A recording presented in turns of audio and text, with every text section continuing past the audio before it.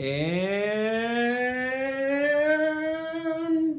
hey, you guys, this is Andrew from the Seed of Life Alternative Health Collective, and also the Seed of Life Academy of Health Science and Natural Law. Today, primary focus for the day is to get what is called the law of vibration talked about, discussed, kind of rundown, so we can get that under wraps, get that talked about, get it going, okay? So, this is video number 3 of a 8-part video series of what I'm calling the Seed of Life Academy of Health Science and Natural Law, or a basic rundown of what are called the universal principles of natural law, or what are also called the hermetic principles of natural law, okay? In our last video, we covered what is called the law of correspondence, and that law basically encompasses the fact that as above, so below, as below, so above, as within, so without, as without, so within. So basically saying that there is correspondence throughout the universe, that the mental realm has correspondence into the physical realm has correspondence into the mental realm, the spiritual realm has correspondence into the physical realm, or the realm of the cosmos, and the cosmos has correspondence into the spiritual realm as well. And basically things are reflections of one another. Reality is a reflection of one another. The universe operates in fractals and manifests in a fractal nature, and that nature is self-replicating, essentially. That things within nature, whether it be the human cell, the human body, plants, animals, or anything, are basically self-replicating, okay? I want to give a quick rundown of what the universal principles of natural law are, okay? We discussed them in each of the last 2 videos, and that is the primary objective of this whole discussion, this whole video series, is covering what are called the hermetic principles of natural law, or also called the universal principles of natural law.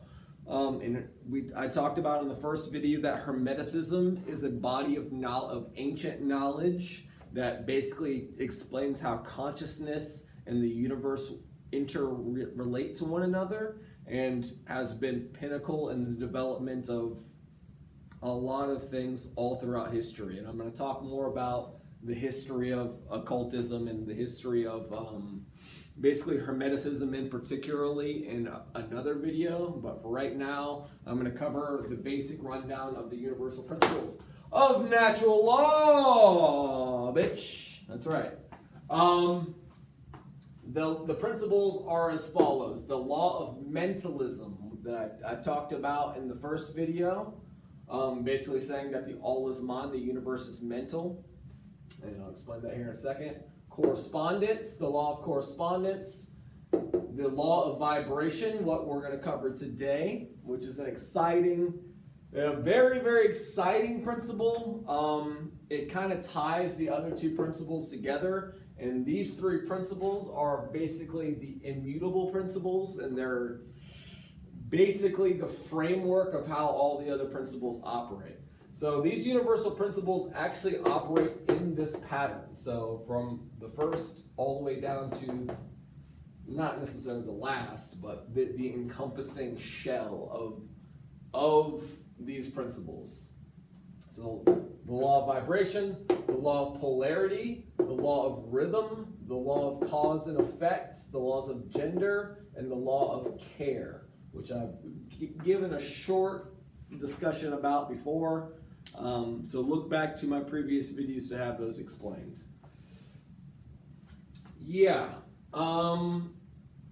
Before I dive into vibration, I'll do one more quick rundown of the law of mentalism.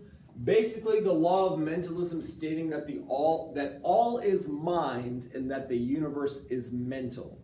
That is the foundations of this entire belief system or philosophy, that nature in all its encompassing is actually in a state of mental vibratory energy, that everything that we call reality is manifest from the minds of either individuals or beings or entities, and that we actually exist within a field of mental vibratory energy. And the law of vibration is how we're going to discuss today kind of how it operates and how the variations in physical manifestations are separated only by degree of vibration. The law of correspondence saying that these original mental vibrations are the fundamental principles of energy, how they manifest in the physical world or in other realms. They replicate using corresponding and fractal patterns. So this is the energy. This is how the energy replicates itself or multiplies itself, and this is the variation in degrees of that energy and how those energies come into different manifestations based upon their vibratory intensity, frequency, or basically rate.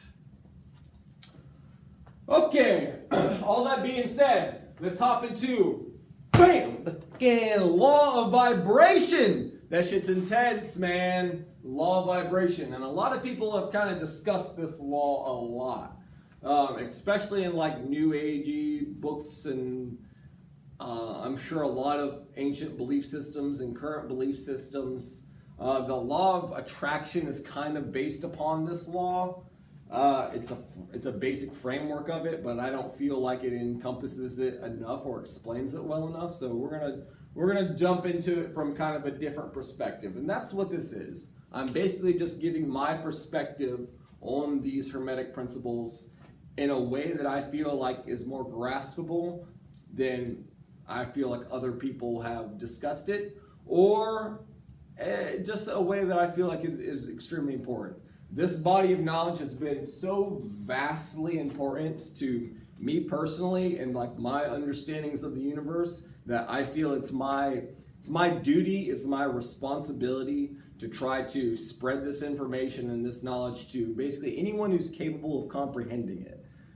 The people who are capable of comprehending this information and applying it, it can be amazing. And for those who aren't capable of comprehending it or don't have the attention to really grasp what it is that I'm saying, it's just going to be words. It's just going to be words, words, words to them, as the old Hermetic axiom says, keeping the meat for swine, etc., etc. I recognize that law, but at the same time, we're at a state that we need to try to spread this information to the people who are capable of comprehending it. And for those who aren't, they simply won't. They simply won't grasp it. So there's a yin-yang balance between those two principles. So all that being said, I'm going to go ahead and hop into the law of vibration. And I've broken this down into three major ways because I feel like it's kind of easier to understand the principles if you look at them from all three perspectives instead of me jumping from one kind of realm to the next realm. So in Hermeticism, what they basically call the separation between the mind, the body, and the spirit different realms or different the planes. They call them planes. And I'm gonna break them down. As follows. What's the best way to go about explaining this? The spiritual plane or the spiritual realm, I'm going to explain as how the laws apply to the unseen forces of nature. So, we recognize that there are a lot of things that the human eye can't pick up, can't receive. We know that there are vibrations that take place outside of the realm of human sight. Like you can't see Wi-Fi signals, right? We know Wi-Fi exists, right? Because we go and pick up on our electronic devices all the time, right? But we can't see Wi-Fi rays or Wi-Fi signals with our own eyes. But we know that it exists. Gravity, you can't see gravity in its essence, right? You can see its effects of something falling to the ground, but you can't see gravitational forces, right? But we know that it exists, right? Correct. We know that there are mental vibrations taking place from from each individual's mind and from the minds of all things. But we can't observe them with our physical eyeballs because our eyeballs are not attuned to observing those vibratory frequencies. But nonetheless, we know that they exist. X-rays. We know we can use X-ray machines to look inside of things and see the bones and all type of other things. But with our own eyes, we can't observe them. We recognize that there are unseen forces that take place in nature that have an effect on our reality, and basically that's one of the major operations of how spirit operates within nature. It is the unseen forces that affect or that animate and bring into a reality the seen forces or the seen phenomena like the physical world. Okay, that's kind of what I mean by spirits. And spirit also being animated by nature, which is, in the form of Hermeticists, the mind of the all, or the mind of other higher vibratory energy beings like our planet, or like our sun, that are all conscious sentient beings, but they're above our realm of understanding. They act above our realm of understanding. Next, we'll cover the mental realm. And when I'm talking about the mental realm in particularly, since I'm a human and we're talking about humans in particularly, I'm going to apply it to how the laws of the universal principles of natural law apply to human consciousness. And like I said in the last video, I'm talking about consciousness in the terms of like awakeness, or like if I were to knock you unconscious, you wouldn't be aware of your body. You wouldn't be aware of your emotion. You wouldn't be aware of your sense of smell, or your sense of hearing, or your sense of touch or taste, correct? Touch, taste, smell, hear, all these things are manifestations of consciousness. I'm consciously awake. I'm awake, I'm conscious. That's similarly to what I mean by consciousness. It could also be your ability of mind, your state of mind, or the rate in which your mind and physiology are creating your reality. But predominantly, I mean awakeness. Like, that's a pretty graspable way of discussing it. Nextly, the physical realm. And we know the physical realm, the shit we can touch, right? My body. My body is physical. The musculatory system of my body is a physical thing. The ground I'm stepping on is a physical thing. The earth I walk upon is a physical thing. Let me jump back to the mental realm also corresponds to human emotions and like feelings and stuff. But yeah, the cosmos, and particularly in the physical realm, how the planets oscillate around the sun, the universe, the physical manifested reality that we exist in is what I mean by the physical realm. All right? So we got all those three planes. So the spiritual plane, the mental plane, the physical plane. That's how I'm going to break these principles down, or that's how I'm going to break the law of vibration down, okay? And we're going to start with the spiritual plane. Okay. The major axiom that the law of vibration covers is that it goes as follows. Everything moves, everything vibrates, nothing rests. Okay? Everything moves, everything is in a state of vibration, nothing rests. What do I mean by that? Everything moves, everything vibrates, nothing rests. You think, oh, I sleep, I rest, right? No, nothing rests. Nothing rests. So what I mean by everything moves. It's a good way of describing that. If I were to take a microscope, I would observe my atoms and electrons moving all the time. they're shaking, they're moving, they're oscillating. The planet that we're standing on is in a rotational movement. It's rotating, it's spinning. If I were to take a look at the galaxy, it is spinning. It's in a constant state of spinning. The mental vibrations that are taking place within my mind they're vibrating, they're oscillating out.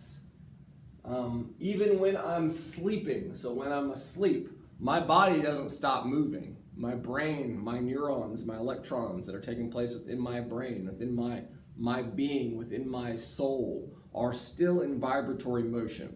So in that state, not an animal, not a plant, not a rock, nothing is truly in a state of non-motion or non-vibration.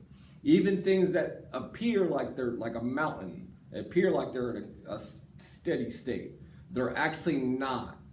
If you were to take a look at them closely enough with the right equipment, you'd observe that they're also in a state of vibratory motion. Everything vibrates. Everything vibrates. It's a pretty graspable concept if you really think about it. Things are always in a state of vibration all the time, and there's nothing that will ever stop them from being in a state of vibration. Nothing. Everything is in a state of vibration all the time. Even if you were to apply effort into trying to stop that thing, it would cause another state of vibration. Okay? Everything vibrates, everything moves, nothing rests.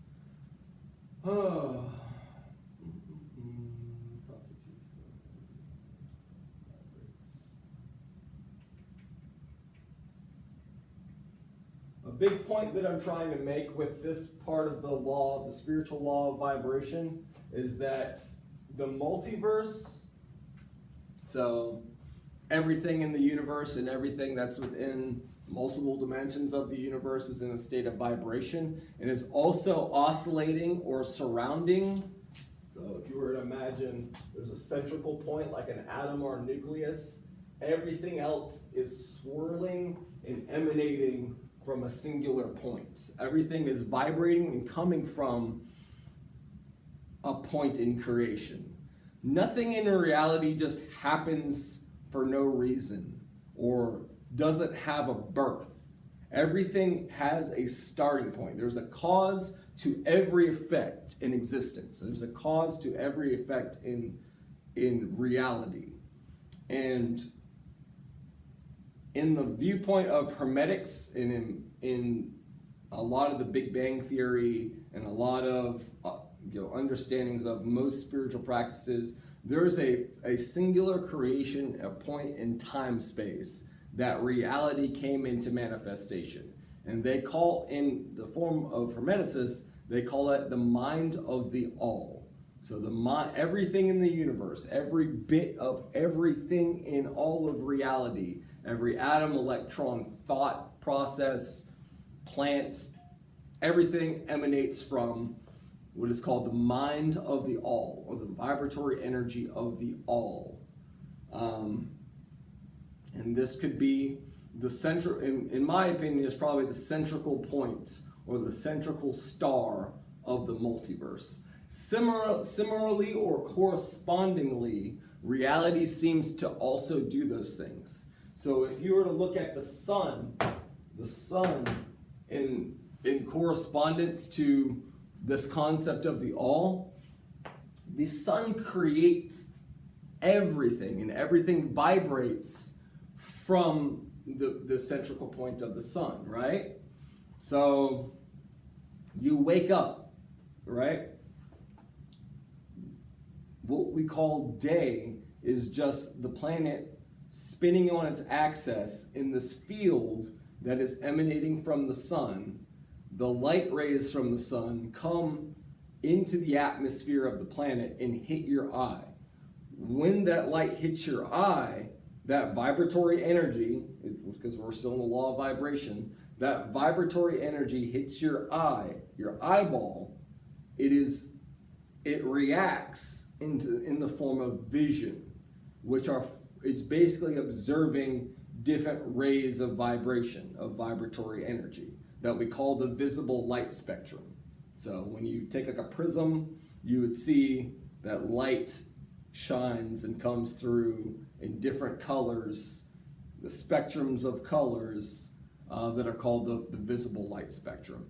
That light and that energy, vibratory energy, has manifest basically everything that we humans call life, whether it be the photosynthesis that is taking place from the plants, that those plants had grown and created oxygen, and those oxygen molecules helped other creatures help with their evolution.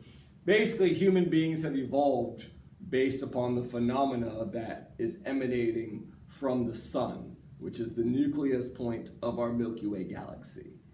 Reality, most likely, in my opinion, 100%, has a similar central point in the multiverse that all of life is springing from.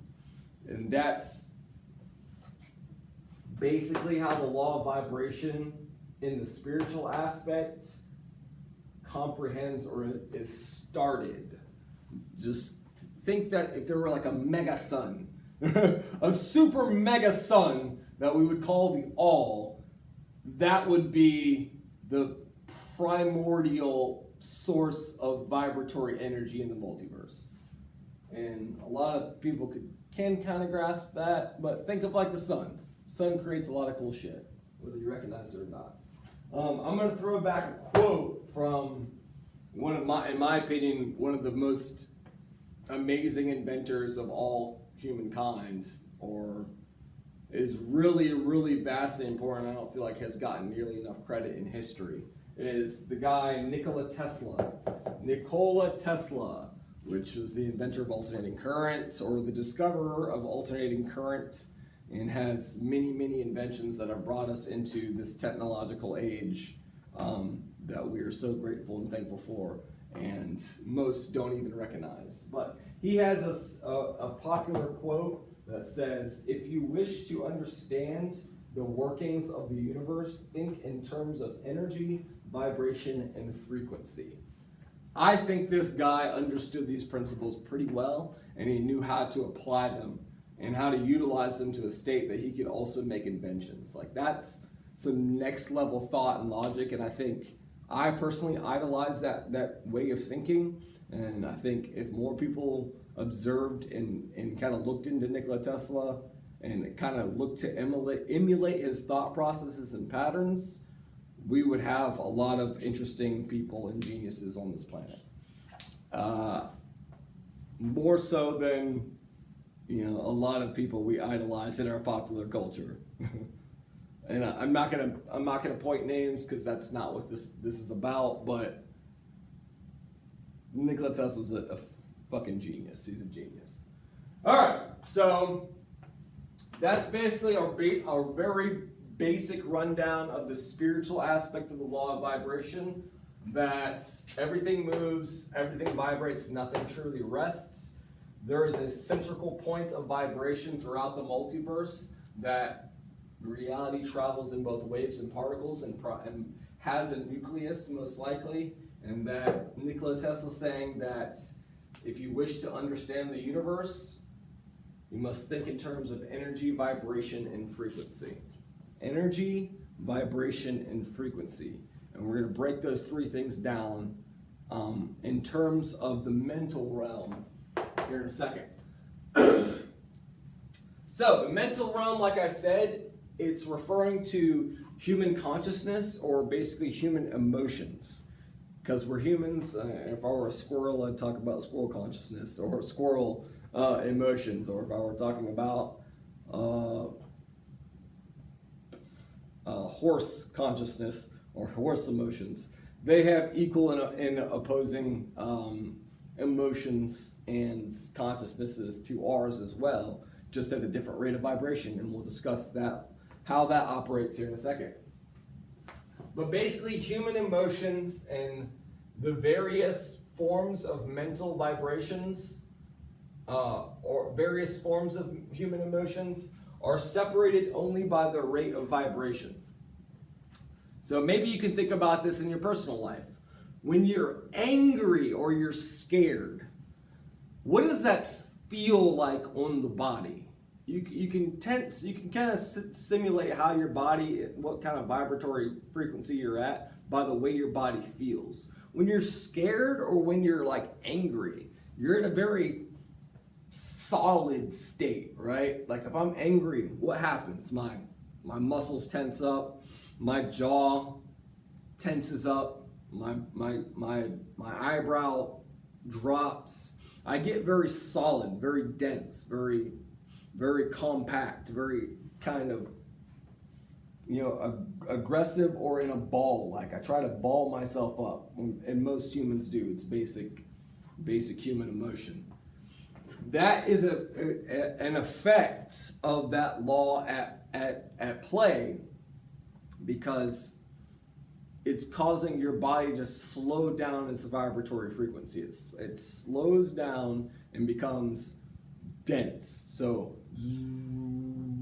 an up and down type tone. If we had the proper equipment, you could probably even observe or hear the vibratory frequencies of human emotion. But a low vibration person or a low vibration state of human existence is anger, sadness, fear, jealousy, hate. These are all very low bass, dense, very dense bass-like emotions. In comparison to joy, so if I'm happy, I'm joyful, my body's excited, my eyeballs are awake, my ears are up and pointed back, my mouth is up and happy, my posture is more expansive and expressive. You can tell by the real effect of that vibratory energy that it's at a higher vibration. You're generally, your tone of voice, it gets more excited. Hey, gets more up and higher pitched. It gets more open and expansive. And this would be an example of a higher vibratory frequency. These aren't just, when I'm saying these things, in every shade of emotion in between, from boredom to depression to interest to sexual arousal to basically any emotion in between falls between the spectrum of depression and euphoria. Okay? And there's every shade of ebb and trough in between. These are real phenomena. These are real emotional and mental vibratory energy phenomena. This is not some hippy-dippy nonsense. This is actually an example of a state of law that actually operates within reality. Human emotion and human vibration is not something to be taken lightly, and it's not something to be pushed aside as if it's not true. It is a true and actual phenomena that takes place within the human consciousness. Emotion and all its expressions are something to be understood and not pushed away. Okay? We must learn how to grasp and how to, what is called, transmute our emotional states. So, one example of how to do that. Knowing that the law of mentalism is the predominant law of the universe. It dominates the will, of the mind, dominates basically the whole universe. If you were in an angered state or in a frustrated or sad state, you can change that state of vibration that you are currently in by focusing your mental energy on something that is more uplifting. So if I'm angry, I'm pissed off about something.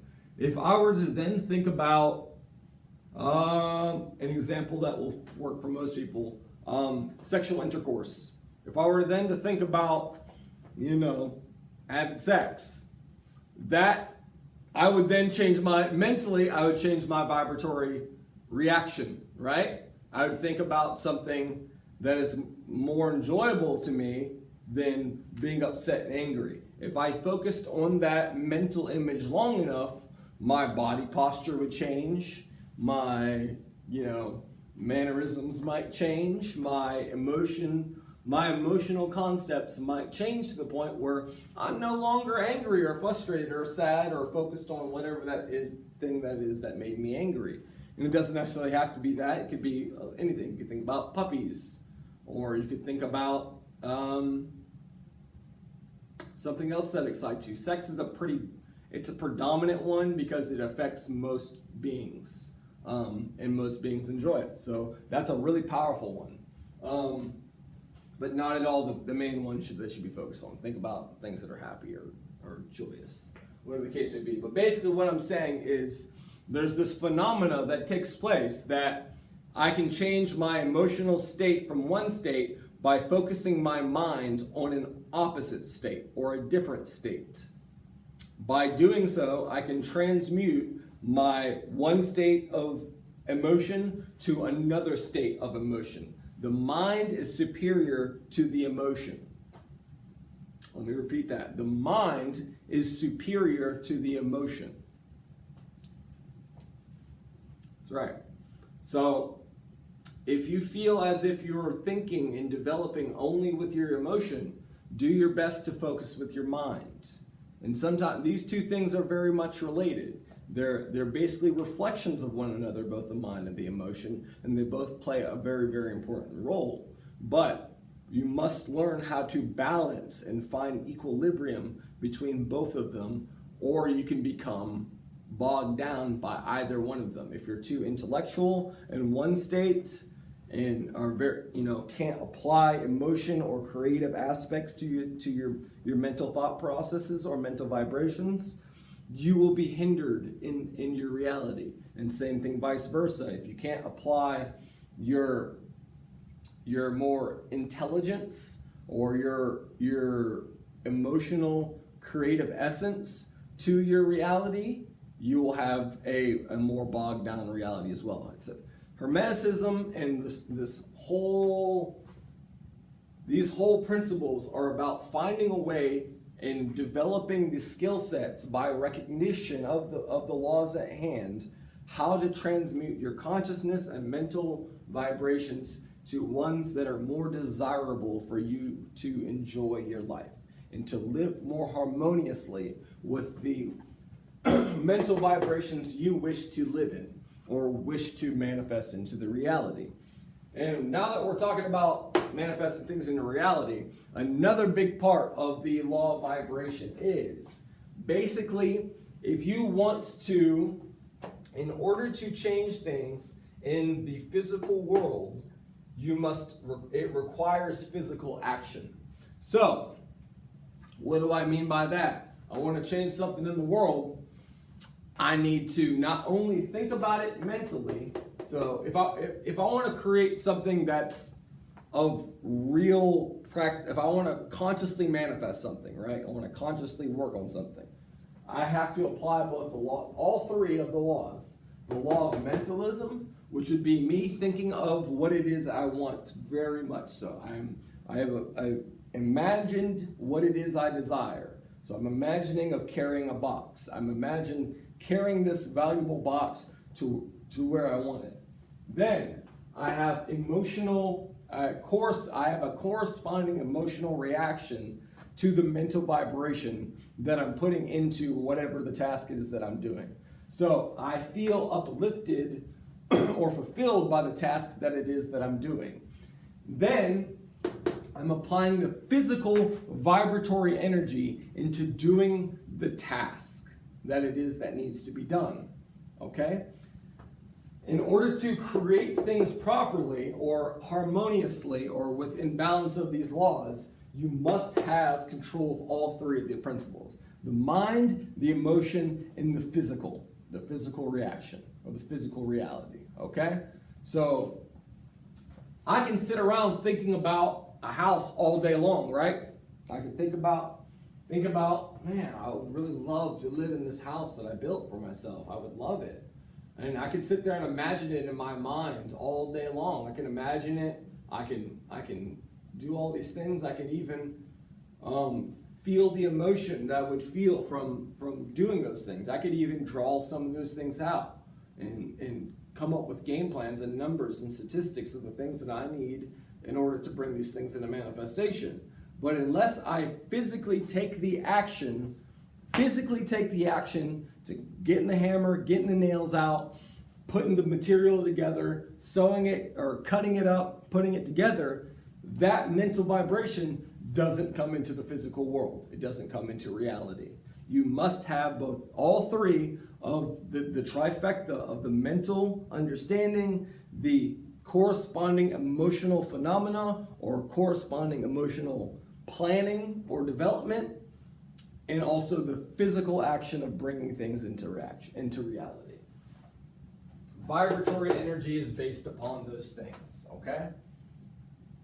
And all of those things are both mental, the emotional, and the physical are all vibratory energy. They all are energy. They all are forms of vibratory energy. Whether it be, if you could observe it, my mind is, it's vibrating at one state. The emotion is causing my body to vibrate in another state. And the physical energy it takes for me, whether it be the physical energy that is biologically put through me through the food I've consumed to have the ability to do these things, etc. They're all forms of vibratory energy. We got that? It's kind of tough to grasp, but it's not at the same time. That's what I meant by it being paradoxical. Like, it seems like it might be common knowledge, but it's really not. It's something we take for granted, and it is too important to take for granted. The mind, the emotion, and the energy, the physical energy, are the foundations of manifesting, creating anything in our reality, whether it be I want to build a business, I want to build a house, I want to build a country, I want to build a book, I want to build a relationship, I want to build a person, I want to build anything, I want to do anything, I want to manifest, create anything into the real world. You must have conscious awareness of all three of those things.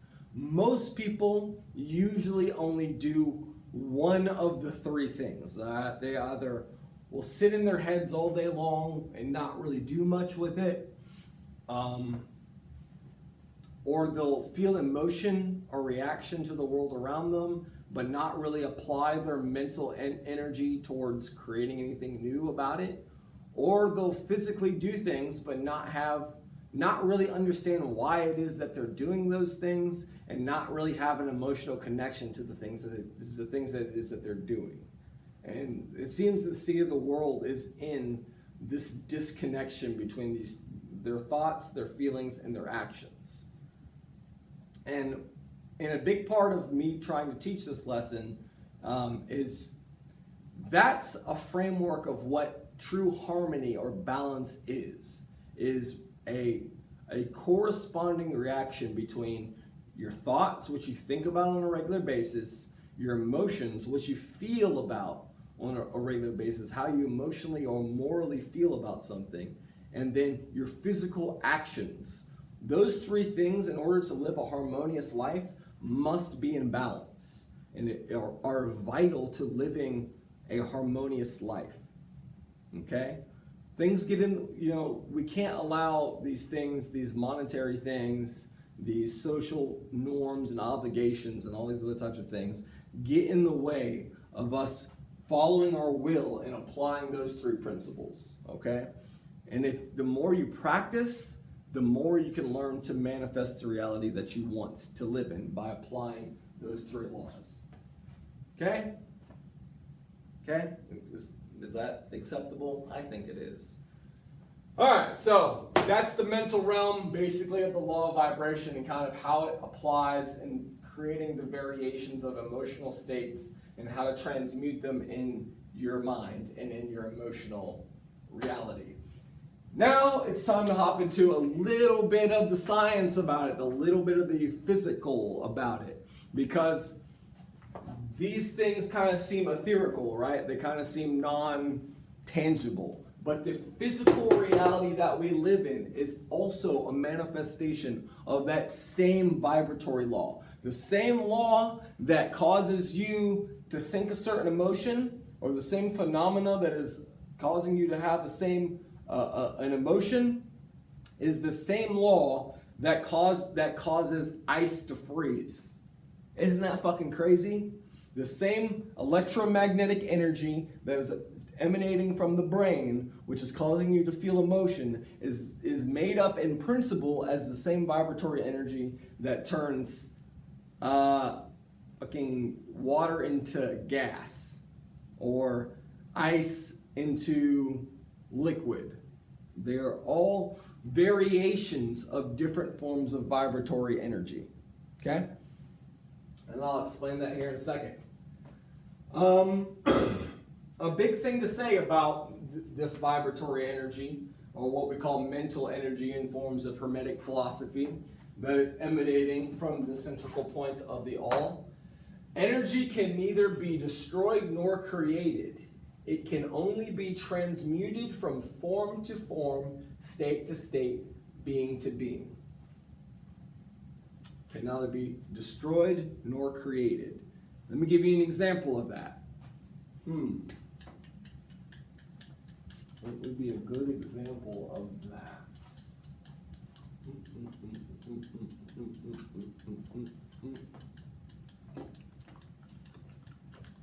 All right.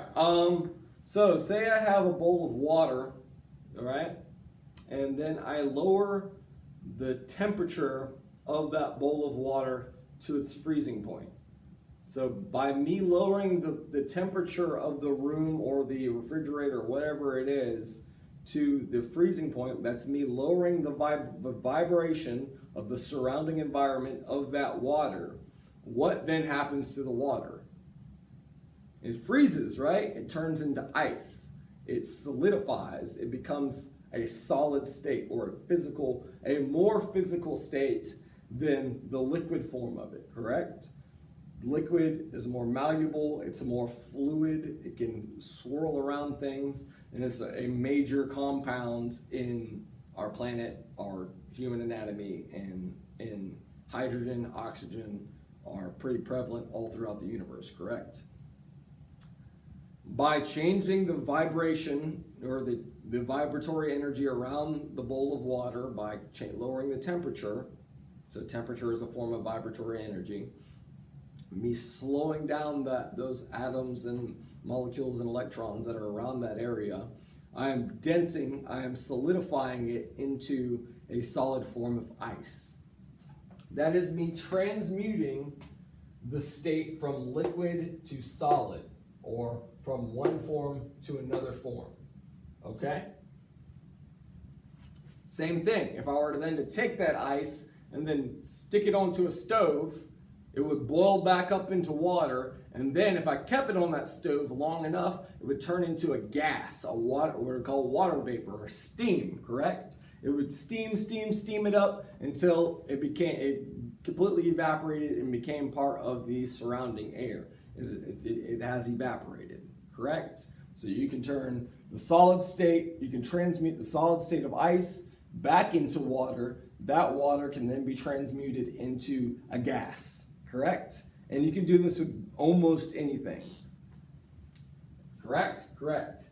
If I were then to collect that gas in some type of a chamber or a tube, and then continue to heat up those electrons and molecules with some type of device, it would eventually start to glow fluorescently and turn into what we call a plasma. That's an even higher state of vibratory energy that can take place if you shake up and really excite the vibratory energy of the hydrogen and oxygen molecules. The sun, in its essence, is a form of plasma. A large proportion of it is hydrogen, but just because it's made of hydrogen and all these other compounds doesn't mean it's any less conscious or physical than you and me. The human body is made up of a large proportion of oxygen and hydrogen. It's like human body's like, I think it's like 70% water, 70% H2O, correct. But nonetheless, we're pretty conscious, right? And we have electrical current flowing through us, correct? Correct. So that's a big part of it. Basically what I'm saying is things can be transmuted from state to state. An example of something being transmuted from being to being was a caterpillar. A caterpillar crawls around its life, and then at a certain point it cocoons itself and it transmutes its being into a butterfly. That is a natural phenomenon that takes place that we are aware of. It's insane. It's transmuting itself from one being to another being, or from one state to another state. Another example of transmuting from being to being or state to state is a child, small infant, a little baby. I have a little baby, a little transmuted little baby. That baby, over time, transmutes and grows into a teenager. That teenager develops, it eventually grows into an adult. That adult then, once it hits its peak or its zenith, begins to decay in age and starts to die off. It becomes an elderly person. That elderly person then dies, and then that vibratory energy from the elderly person, that soul, that original state, then back incarnates into another form as an infant once again. And then that infant turns into a child once more. And then that child turns into an adult at its zenith. And then that adult then begins to decay and turns into an elderly person and then dies, comes back again. And there's an infinite wave of birth, growth into childhood, growth into teenage years, hits its zenith as an adult, its highest point, then begins a slow decay into the elderly, then death occurs, then rebirth occurs. Incarnation, rebirth, then happens again. And I'm going to talk a lot more about that. And once we get to the principle of rhythm, the law of rhythm, but I figured I'd go and throw you a tidbit about that right now. And I think it is a very good example of the law of energy transmuting from form to form. If you can't accept that law, the caterpillar analogy is another really good one. All right.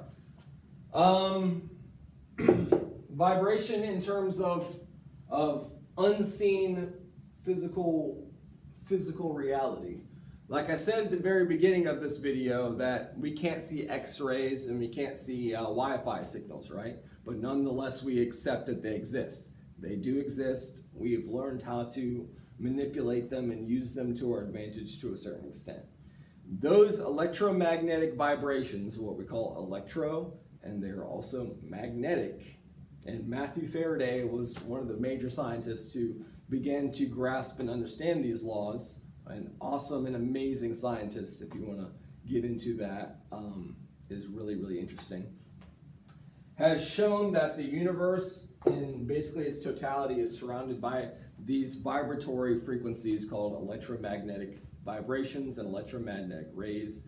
And we live within a field of this electromagnetic energy. It is proven, it is discussed, but it is outside of the realm of the visible light spectrum. But by altering your mental state or vibration, using some forms of, in many ancient traditions, hallucinogenic substances or other forms of consciousness expanding practices, the other vibratory frequencies of reality can become more prevalent, can become more visible, can become more workable. I recommend you looking into that. That's an important part of grasping these three laws and an important part of grasping the laws of vibration. Mind altering and consciousness expanding practices, substances, and vibrations can be very useful tools into understanding the nature of the reality that we exist in. Okay? throwing that at you, want to throw that at you. I think it's very, very, very important. It's a little off topic, but I think it's a good one. I'm a big fan of the artist Alex Gray, and I feel like this anatomy here is a very good example, a physical example of how the law of vibration operates in the physical world. It's basically the diagrams of a human anatomy, how electromagnetic energy interacts and operates and flows through the anatomy of the human body, and also is an example of the field of unseen electromagnetic energy that is within all space. Like gravity just doesn't do what it is. Doesn't do these things all the time. Like it's been proven that there's electricity in the air. There's electrons in the air, and that gravity affects the wind cycles. It affects the ocean cycles. It affects the pull on certain points to the planet. Gravity and electricity are around us all the time. It is what's keeping you to the ground. It's keeping you from floating off into nothingness. It's this unseen phenomena that is around us all the time and is actually part of how our mental states and consciousness actually interact and move through the reality. That is important to understand. It also operates and travels through what are called both particles and waves. So vibratory energy or vibrations they work like a wave pattern, like we talked a little bit about in the law of correspondence. Vibrations move through reality, kind of like sound. Sound is another manifestation of vibratory energy, which is giving you the ability to hear me right now. I'm shaking your eardrums with the vibratory energy that is coming from the speaker, that had come from my mouth, that is now making conscious perceptions in your mind. Vibrations have a trough, which means the lowest point of the vibration or the basis point, a crest, the highest point of the vibration, and there is a growth between the trough and the crest, and there is a decay between the crest and the trough. There's also a medial point, which could be where a particle or a ball of force of energy can operate. So reality and the law of vibration operates in both particles and waves. And anybody who really can grasp physics, or in particularly quantum physics and quantum mechanics, can comprehend that reality operates in both particles and waves. Oh, yeah. So that's a basic rundown of the law of vibration. The law of vibration operating that everything moves, everything vibrates, nothing rests. We've broken it down from a basic rundown of the spiritual realm, which is basically there's an emanating points in the universe, in the central point of the multiverse that Hermeticists call the all. That human emotion is a form of vibratory energy and can be transmuted from state to state or from one point to another point using the mind and the mental vibrations of the mind. And also that in order to change things in the physical reality that we live in, we must use physical effort in order to change them. Things don't just happen they don't happen by themselves. They happen according to laws and principles. And in order to create anything worthwhile in your reality, it is wise to apply your mental vibrations, what you mentally can imagine for yourself, your emotional and planning abilities toward, understanding and doing whatever it is that you're going to do, and then the physical effort and physical resources that you might need to apply towards manifesting whatever it is that you want into your reality. All three of those things must be present in order to create something worthwhile in the manifestation. And then that reality or the physical world can be changed by vibration from state to state by changing the vibration of that reality. So turning ice to water, water to steam, steam to plasma, and potentially infinite variations both ways into changing those vibrations. And also that Energy can never be destroyed nor created. It can only be transmuted from state to state, being to being, form to form. Okay?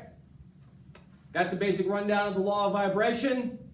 Post in the comment section if you have any major questions, and really, think about the questions it is that you're going to ask. Otherwise, I'm just not going to answer them. And stay tuned in for the next one, where we will cover the law of polarity, which is another really, really interesting and encompassing law. All right? Peace out.